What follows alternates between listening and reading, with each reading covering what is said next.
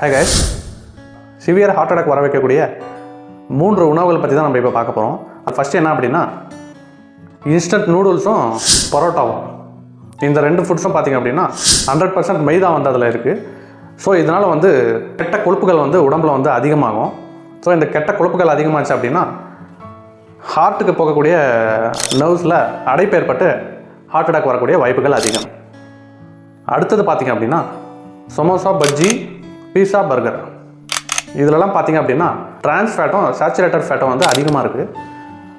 So இதனால் வந்து உடம்பில் அதிகமாக ஸ்ட்ரெஸ் ஏற்படுத்தி ஃபேட்டி ஆசிட்ஸ் அதிகமாக வந்து உற்பத்தி பண்ணி இதனால் வந்து ஹார்ட் அட்டாக் வரக்கூடிய வாய்ப்புகள் அதிகமாக இருக்குது.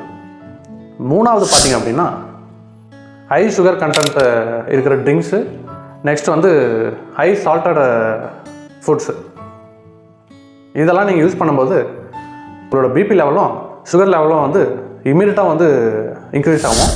ஸோ இதனால் வந்து டைரெக்டாக வந்து ஹார்ட்டுக்கு அஃபெக்ட் பண்ணி ஹார்ட் அட்டாக் வரக்கூடியதுக்கான சான்ஸ் வந்து அதிகமாக இருக்குது. ஸோ இந்த 3 ஃபுட்ஸும் வந்து 100% நிறுத்துறது வந்து இப்போ இருக்கிற ஜென்ரேஷனில் வந்து ரொம்ப நல்லது. ஸோ இப்போ வந்து எல்லாருமே வந்து 25-30 வயசுலலாம் ஹார்ட் அட்டாக்கில் வந்து இறக்கிறதுக்கான மெயின் ரீசன் வந்து இந்த மாதிரி உணவுகளை வந்து அதிகமாக எடுத்துக்கிறது. மெயினாக வந்து இந்த ஜங்க் ஃபுட்ஸ் அதிகமாக வந்து எடுத்துக்கிறதுனால தான் வந்து ஹார்ட் அட்டாக் வந்து இளைஞர்கள் மத்தியில் அதிகமாக வருது. ஸோ மேக்ஸிமம் வந்து இதெல்லாம் தவிர்த்துட்டு உடலுக்கு ஆரோக்கியமான உணவுகள் வந்து மேக்ஸிமம் சாப்பிடுங்க. வீட்டிலே வந்து சாப்பிட்ற மாதிரி பாருங்கள். ரொம்ப தவிர்க்க முடியாத சுச்சுவேஷனில் வந்து வெளியில் சாப்பிடுங்க. அதுவும் வந்து மேக்ஸிமம் நான்வெஜ் வந்து சாப்பிடாதீங்க, வெளியில் வெஜ்ஜாக வந்து சாப்பிடுங்க.